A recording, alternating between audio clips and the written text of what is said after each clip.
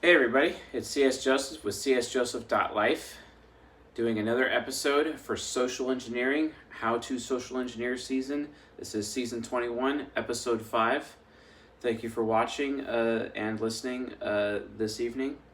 I haven't been around recently because I've been dealing with some sickness, and I actually have a fever right now while I'm filming this. But I'm going to do the best I can, and it'll probably be completely drained by the time I'm done. And then afterwards, I'm going to crash and just for however long I can until I get up in the morning and then go to work. So it's going to be what it is. So anyway, hopefully I can do this particular lecture justice. Don't forget also season 16's next episode is also coming. It'll probably be available tomorrow or Wednesday, so we'll see how that goes. And we're still doing our live streams this week. Also, another announcement, those that have been asking for the book list in terms of what books they should be reading to learn all of this, I have basically posted my entire library that I have to my website. Just go to csjoseph.life and then click on the books link. Scroll down to be able to see the whole list. And if you want to go to all the categories of all the different books, you scroll to the very, very bottom. You see entrepreneurship, you see philosophy, you see psychology, etc. Click on those and you're good to go. And I think you'll find what you're looking for there. Quick note though, I have yet to post the John Beebe books quite yet. So anyway, with announcements over with, because I shouldn't be spending so much time on announcements and actually talking about the content, let's begin. So we are talking about how to social engineer ENFJs. And so what are ENFJs? ENFJs are known as the mentor. So what are their attributes according to the type grid and according to the temperament matrix? So they are direct, they are initiating, and they are control. And that is their interaction style, also known as structure. They are a structure-based interaction style. Then, after that, we have their temperament, which is abstract, because they're always focused on the what if. They are affiliative. They always want to do the right thing. And that is probably one of the best things about them in terms of how to social engineer them. You could take advantage of their affiliativeness, right? And they are very motive-based, very interest/motive-based. So just to give you an idea of where they come in, and so this is structure interaction style. This makes them an idealist, always focused on being the ideal, always focused on trying to be as perfect as possible. So anyway, the scenario. What is the scenario that I picked tonight for how to social engineer an ENFJ? Actually, I was playing with a bunch of different scenarios, and the scenario that I chose for this evening is basically, let's say you were just recently hired as an HR person, and you're in human resources. And the very first project that your boss in human resources has asked you to do is to basically prevent an employee from leaving. This particular employee, when they were hired 6 months ago, they're a temp. So they're a temp for this company, and it was a 6-month contract. Their contract is not up yet, and you have to convince them to basically become a full-time employee when they actually intend on leaving. And you have to go to them and find out, hey, why are you leaving? And the point is that you're going to convince this person to actually stay at the company, because this person is the most productive person on your staff. They're the most capable, and you have no idea what to do, or management has no idea what they're going to do without this person, because there's already similar positions open that is the same job description as that job, but every time they try to fill that position, they end up letting go that person. It's just a revolving door. And for some reason, this particular person is able to actually do the work. Well, the reason for that is that they're an ENFJ, and this particular position is really great career-wise for ENFJs. But this ENFJ is unhappy, and they have basically expressed to their supervisor that they will be leaving the company at the end of their contract. And that is very disconcerting to management. So management has tasked you and new HR manager to speak with this ENFJ individual and convince them to stay. So that is the foundation of our scenario tonight. That is what we are going to do. We are going to social engineer this ENFJ into staying at this particular firm. So I know that the last lecture we did, how to social engineer ENTJs, was focused on social engineering an ENTJ to have a relationship with you, or at least to get into bed with you from like the bar scene. This one's going to be a bit more career focused. The previous one for that was ESTPs, that was more vacation focused. And then the very first lecture was ESTJs, it was very scam focused. But this is a typical career situation, a professional situation where an HR department is trying to make sure that they do not lose a very valuable employee. And so let's talk about that. Why are ENFJs actually pretty valuable as employees, especially in positions like this? Well, this particular position, it's a nursing position, and so the ENFJ is a nurse, and this ENFJ nurse basically is going out of their way to make sure that people are cared for, that they're getting the right experience, that things are submitted on time, that orders are being done, etc. All those nursing things. And they are the most productive member on the staff. Losing them would cost this company some severe damage. And management has decreed to you, the HR manager, that we cannot afford to allow this nurse to leave. We have to convince her to stay. So some investigated work has to go into it. So you as the HR manager goes to her coworkers, tries to figure out, okay, why is she leaving? And then also actually directly engages with the ENFJ nurse at the same time. Hey, why are you leaving right now? Why do you want to leave, etc. And it really just comes down to, some different complaints about certain things, right?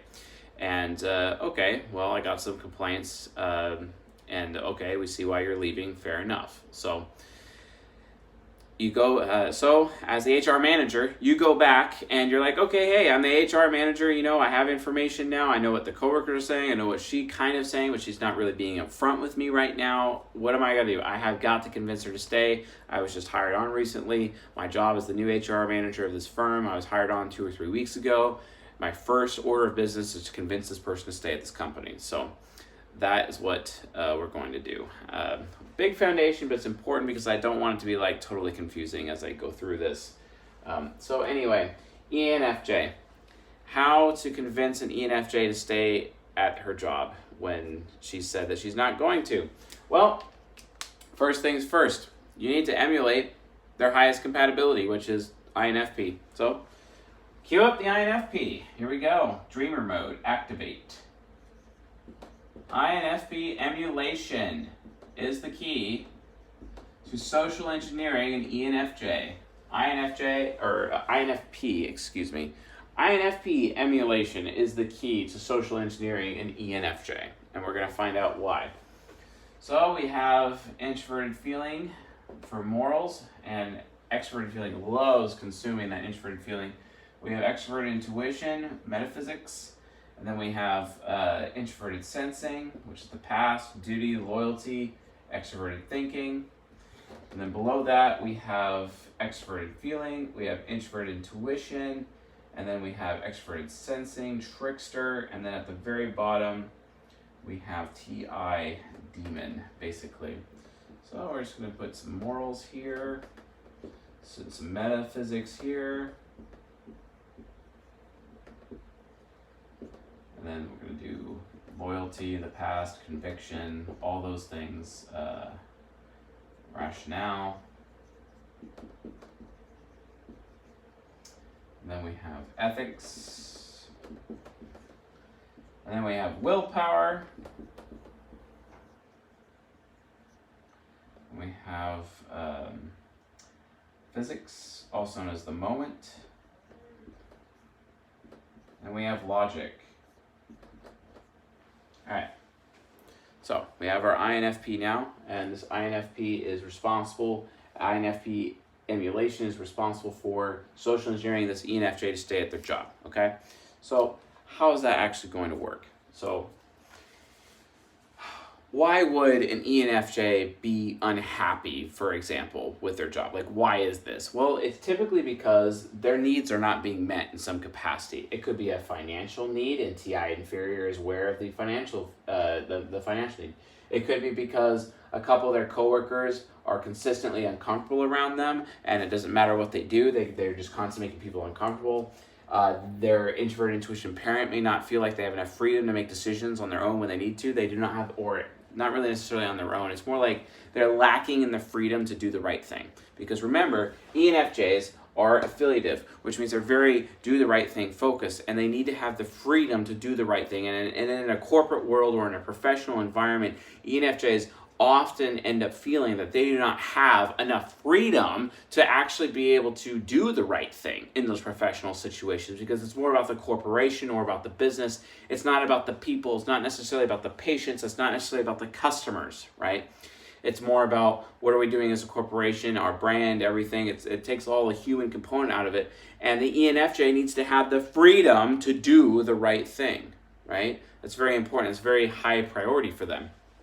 And of course, their FE hero just doesn't feel appreciated. It could be a lack of appreciation. These are typically the things that ENFJs, when they're considering leaving a job, for example, it's because these needs are not being met. And the only way to convince them to stay is be like, hey, we need to make sure that you have these needs, or something is going on, right? So convincing, here we go. So INFP emulation, you walk in as the INFP emulated INFP into the ENFJ's office and be like, hey, how you doing? And it's like, I'm going to, your intention is to convince her to stay. You got to be careful immediately, because the NE critic will already be like, no, wait a minute, this is the new HR manager. He's already in my office. And the NE critic's like, he's going to try to convince me to stay. So like she immediately knows what your intentions are, just because of that NE critic. It's pessimistic.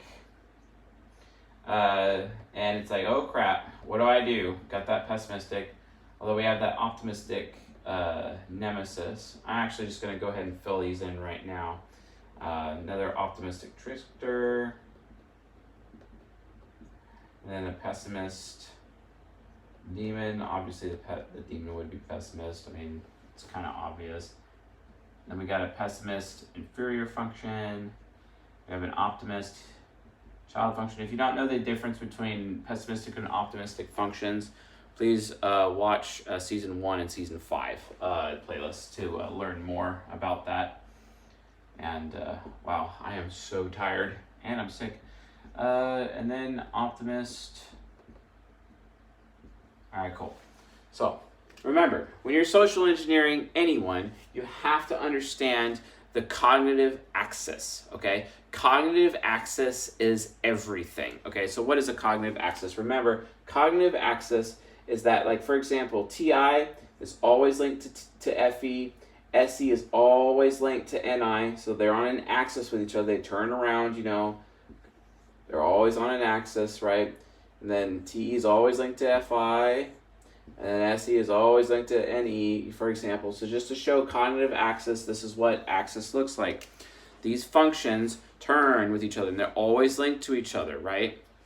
So that means that if you can convince the pessimist, the other function will automatically be on your side, for example. So you have to be really, really careful that the pessimistic functions do not get you in your social engineering attack. It is very important that you focus on this. So, for example, the pessimistic function is NI parent.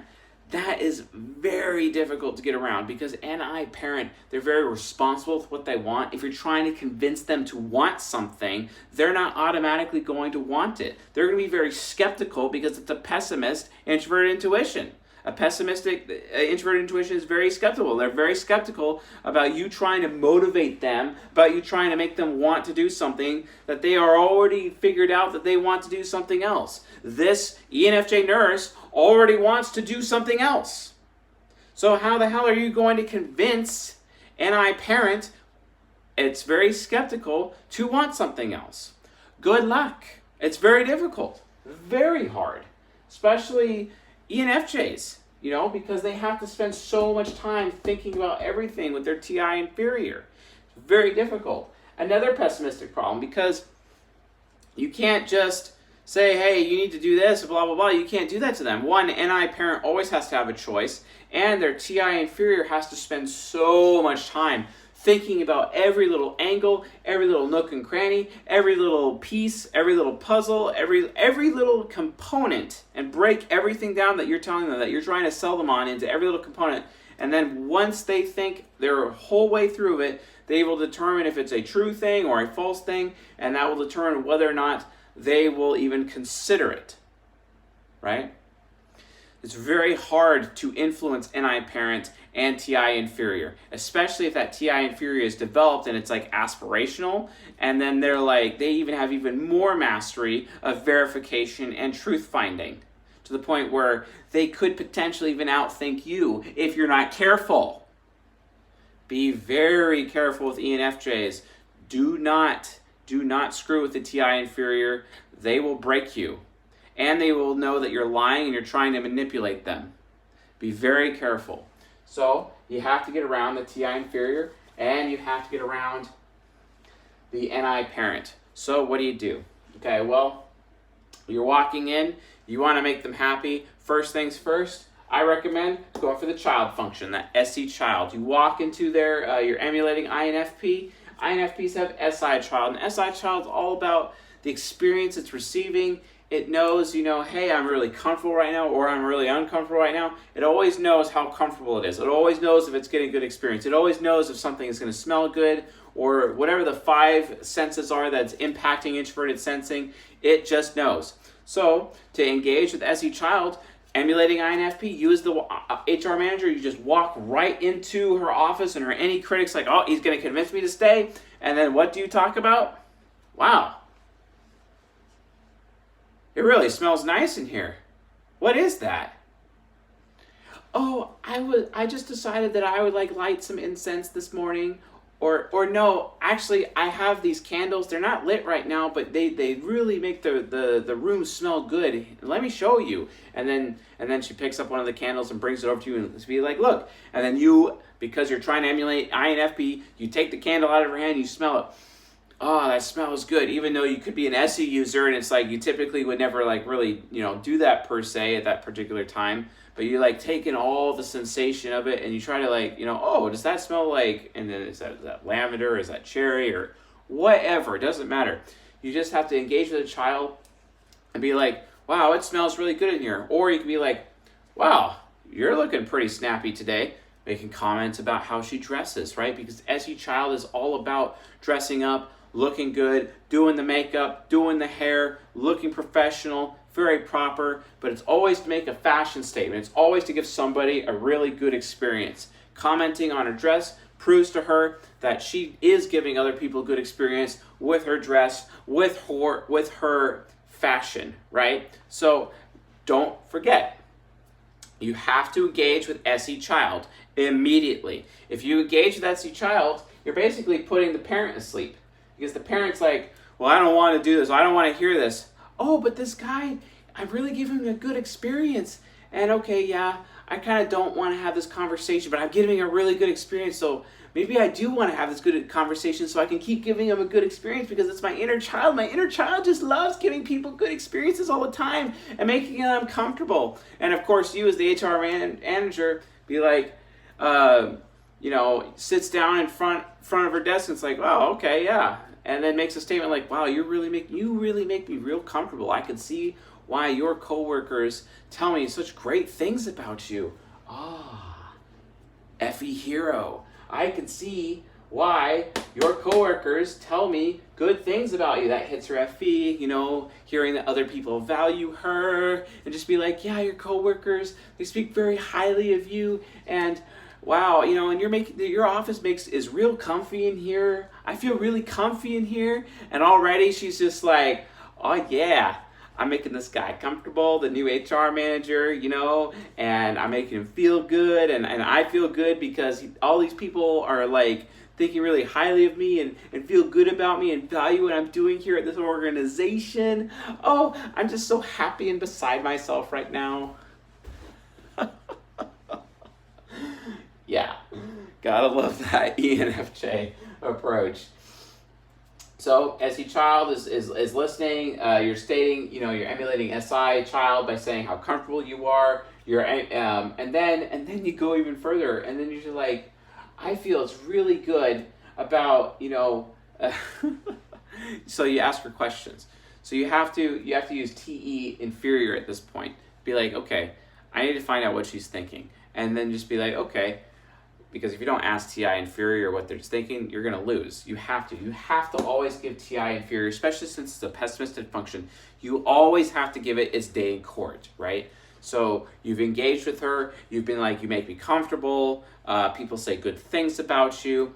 Why do you want to leave, right? Check in with the NI parent. Why do you want to leave? And then TI inferior will answer. You're giving TI inferior its day in court, okay? So we're giving TI inferior's day in court, and TI inferior is like, yeah, here's my issue. Well, right now, the pay's pretty good, but then, my pay is actually going to be reduced after my contract is over with, and then also, I wasn't really feeling very appreciated. A few of my coworkers, we had some issues, and I talked to my supervisor about it, but that's over now. But it's not exactly the best, it's not exactly the ideal work environment for me to be in right now, and I think I kind of want to go in a different direction with my career. I really like this kind of nursing, but it's not exactly the direction that I had wanted to go with here. Now, I could actually take this direction at another location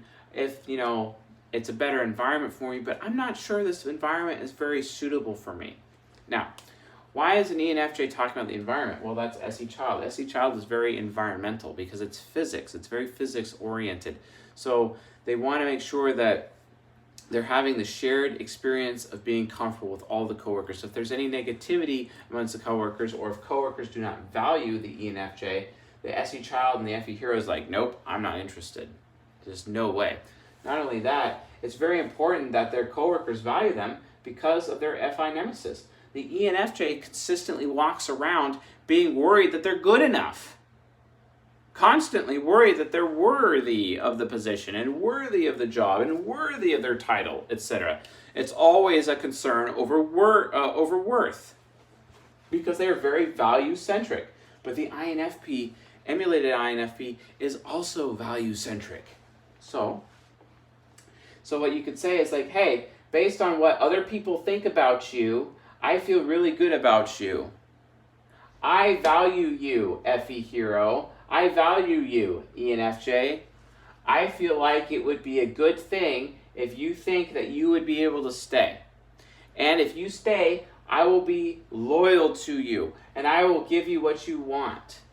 Well, I've been having a hard time because, there are a few orders that came in that I didn't agree with, and I didn't think it was very ethical for me to be able to make those decisions. And I went to my supervisor, and she told me that I had to make these unethical decisions, and I didn't feel good about it, and I was forced against my will, and I just didn't want to do it, and I didn't feel good about it.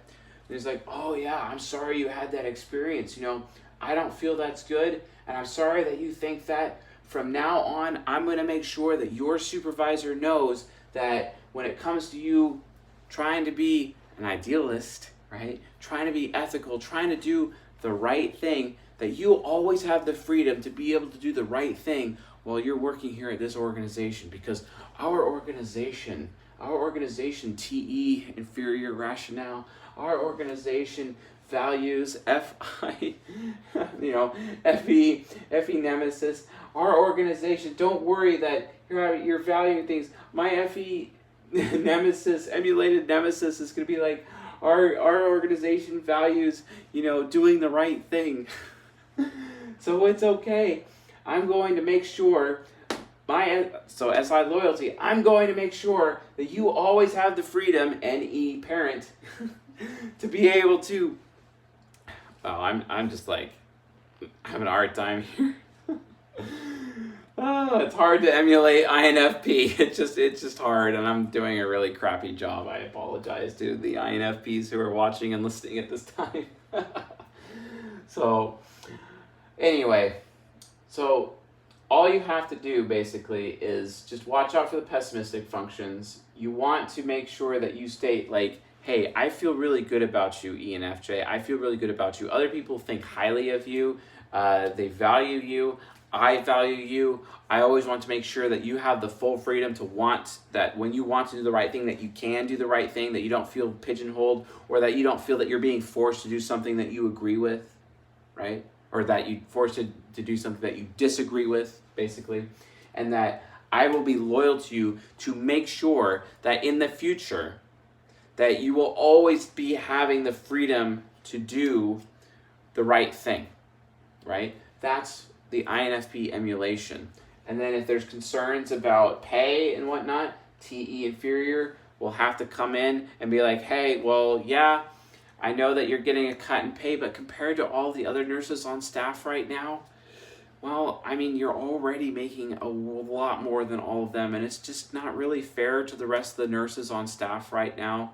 And the only reason you're making a higher amount is because you're a temporary contractor, but we want you to take on this position as a fully fledged employee. Now, yes, your hourly rate will go down, but technically your compensation is going to increase by 30% because of all the benefits you're going to get, right? That's TE, inferior emulation, talking about the money, talking about all this list of things, which increases the value, which engages the FI hero. This is very valuable to me. Please see how I feel good about this comp plan for you, this compensation. Yes, you're going to have a lower hourly rate, but your benefits are going to be amazing. You have the opportunity to have overtime. We may even allow you to work from home as well. Actually, we will allow you to work from home.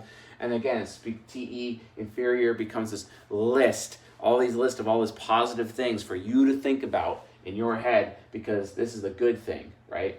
That is how INFP emulation works. So, and then of course the ENFJ starts thinking about that TE inferior list that's provided, and the TI inferior is like, oh wow, okay, yeah, okay. And then FE hero starts to feel guilty, well, okay. And then FI nemesis kicks in, worrying about her worthiness. It's like, well, if all the other nurses are not making as much as me, I shouldn't be selfish.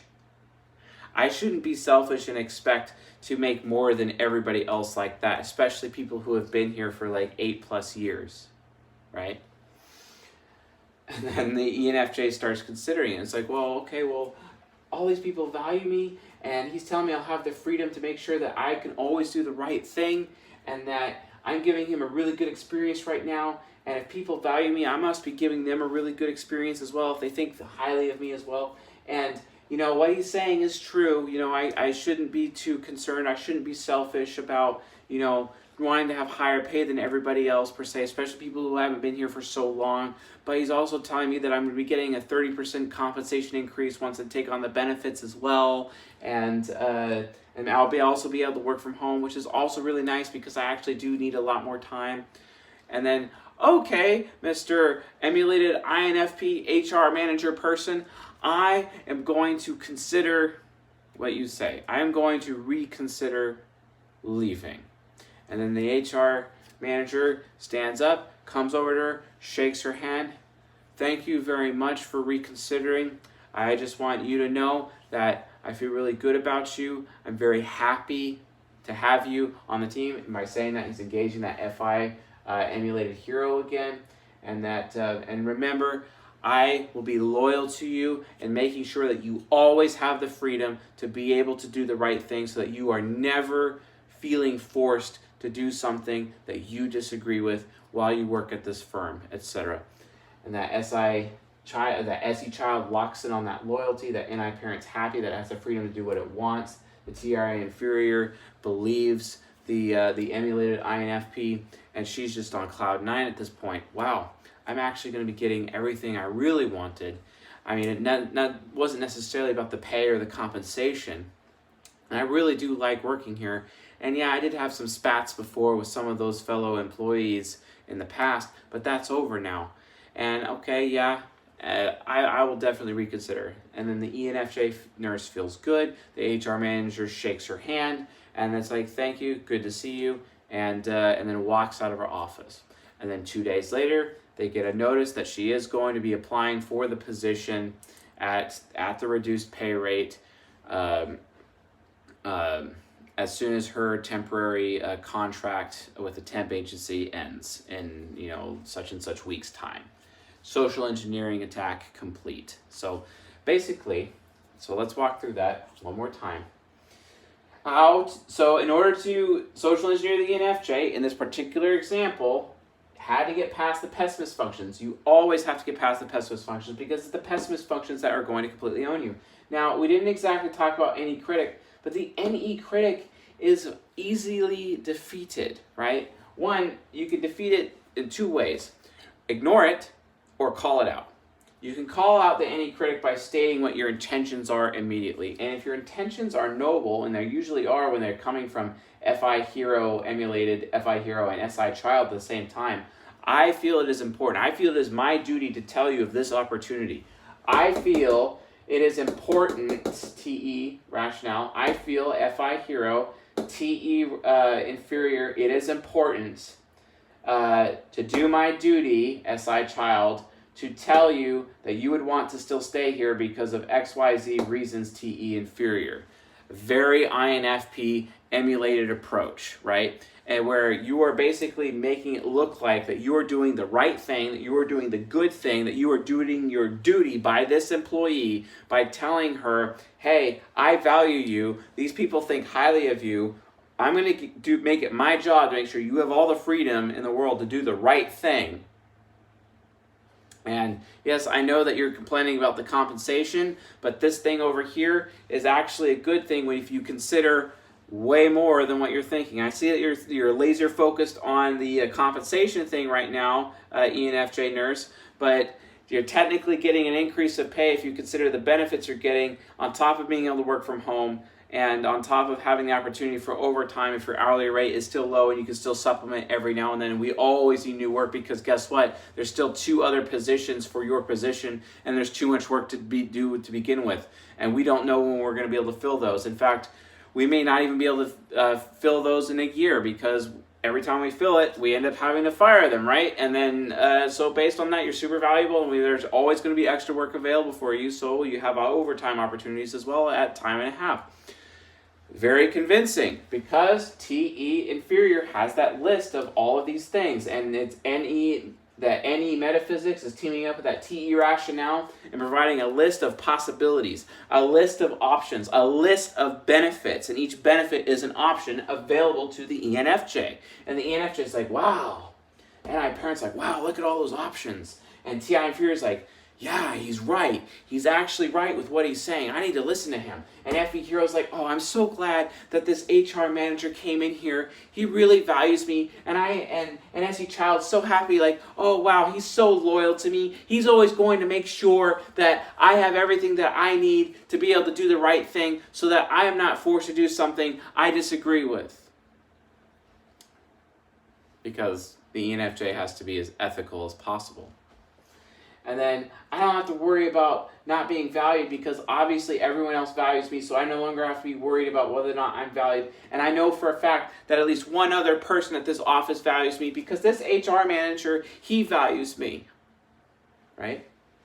Because that's all ENFJs want. That's all they want, people. They just want recognition. They work their butts off. They are so laser focused on giving everybody a good experience with their SE child and making everyone feel good with their FE hero and they're trying to be intelligent and smart about it with their TI inferior, but because they take so long trying to think about everything, everyone just assumes they're stupid. They're not. It's thinking is not as high a priority, but it's priority enough that they will eventually think their way through everything, but you have to give them the opportunity to think about it.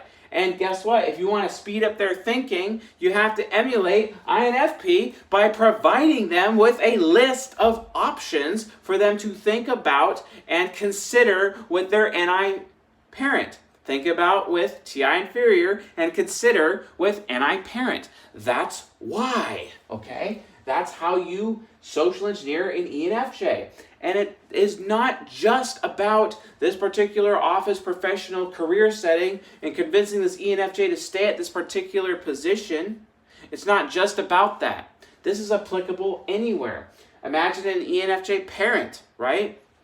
And as a child trying to convince their parent to get them to buy them a car, right? Well, same thing. Well, here's all the different prices, TE inferior, and here's all the different options, and and I'm loyal to you, Dad, and I feel good about this and whatnot. I have literally seen a 16-year-old girl. I think she was an ESTJ or an ISTJ. And she was emulating, or she was using her NFP subconscious talking to her ENFJ stepdad, and literally convinced him to buy her a car after she turned 16. And he literally did. I saw it with my own eyes, and she played him like a fiddle, absolutely like a fiddle. The world's tiniest violin. Wow, it literally happened. And you know what? It's funny watching all the guys at work when it happened, because he's the ENFJ there. He's one of my coworkers, and he's like, and we're all looking at him like, you totally just gave in to your 16-year-old stepchild like that. And he's like, yeah, but I care about her. I'm raising her. She needs to be able to have a demonstrated responsibility with a car. For example, he had all these things in his head as to why it had to happen and whatnot. When we're like, he just got obviously manipulated by a 16-year-old girl, and it's his stepchild, etc. But not that matters. That it really doesn't, because by the way, side note, I applaud stepfathers who go out of their way to raise children that are not theirs, that are not biologically theirs. Those fathers, high five. You guys are dope. Thank you for doing that for children, because it helps reduce the fatherlessness in the first world society, or anywhere in the world for that matter. I really appreciate that. I mean, even my son and my daughter, for example, they recently have a new stepfather figure in their life, and I'm also very thankful to him. So shout out to that fellow. Thank you for helping us raise my children. It takes a village. So anyway, so because of the cognitive axis here, we talk about cognitive axis. So the child is linked to the parent, the inferior is linked to the hero, right? So what you have to do to get past the pessimistic functions, you engage with the optimistic functions. Once you have the optimistic function on your side, so once you have FE hero on your side, you automatically get TI inferior because they're linked. Once you have NI parent on your side, you automatically have SE child on, reverse, strike that, reverse it. Gotta love Gene Wilder. Once you got SE child on your side, you automatically have the NI parent, because the NI parent, remember at the beginning of the conversation, the HR manager, she's like, I don't want to talk to this guy. But then he's like, oh, you make me so comfortable, and he was patient enough to allow her to show her candles and talk about the smells in the room and about how well she's dressed and how comfortable he is in that office and in that chair at her desk, etc. And it made the SE child very happy. So the NI parent's like, okay, yeah, maybe I do want to talk to this guy, And then FE hero, hearing about how people value her and how they want that she is deserving of recognition at the office for a job well done. And then that makes the FE hero happy, which automatically makes TI inferior thinking better and being more thoughtful and opens the mind, because when an ENFJ feels valued, that's when they open up. Their mind opens up and to considering additional things that they haven't been thinking about before, and it allows for their thinking to be guided. So that's what you generally have to do with a TI user. TI users, if you're a TE user, any of the TE users listening to this or watching this right now, guess what? You can guide TI user thinking. You just have to open up their mind. And you open up their mind by engaging their extroverted feeling function. Show the TI user that they are valued, that you value them. And then they'll be open to your influence. And then you can provide them input. Because don't forget, extroverted thinking is input. Okay?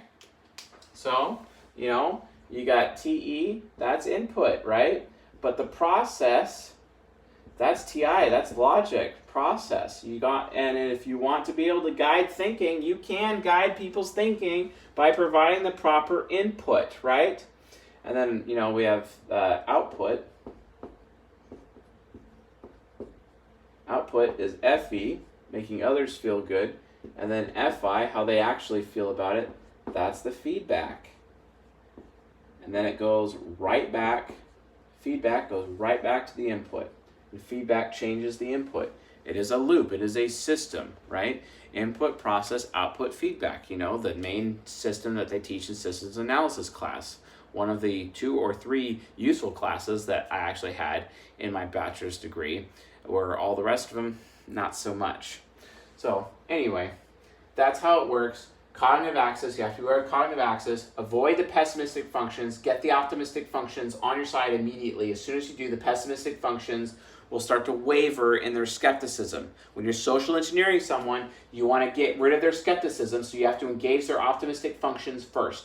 As soon as you have the hero and the child on your side, you automatically have the parent and the inferior on your side. Same thing down here with the nemesis, critic, trickster, and demon. If you want to get the critic on your side, because you have to get the critic on your side as soon as possible, and obviously the demon, all you have to do is keep track of making sure that the nemesis, that their worry is removed. And she is worried about whether or not she is valuable or worthy of the position, or worth something to this company, and worth something to the patients, and worth something to her coworkers, worth something to her supervisor, worth something to you, the HR manager, right? She can't worry about how she feels, right? And as soon as you take that worry away, the critic is no longer so you take that worry away, the TE demon's already whoa, you don't know what you're talking about, right? Because if they're worried, ENFJs automatically assume that you don't know what you're talking about, right? And then they're not going to listen to you at all, because it's I'm not going to get my day in court. I'm worried that I'm not good enough to even have a conversation with you, which means I'm not going to get my day in court, which means you don't know what you're talking about. So why am I going to listen to you? Why do I feel confident that I'm going to get my day in court to be able to explain myself to you? I'm not going to even bother explaining myself to you because I'm worried that I'm not good enough to do so in the beginning, right? That's how ENFJs work. Any critic? Well, it's hard to get past the trickster because it's about what they're experiencing. So how to avoid that when you're emulating INFP? Don't talk about their experience.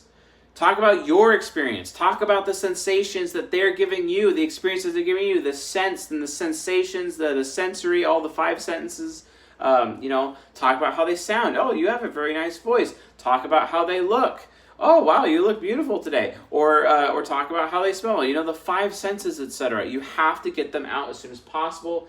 Pretend you have SI child and be very sensory and receive those sensations that way. They're oh, that SE child is yeah, I'm giving you really good sensations. Awesome. And it makes my parent actually want to talk to you more. And oh, you're loyal to me. Oh, that makes me feel so secure, because if you feel secure around me, SI child, then I can feel secure too. That's literally how ENFJs work, right?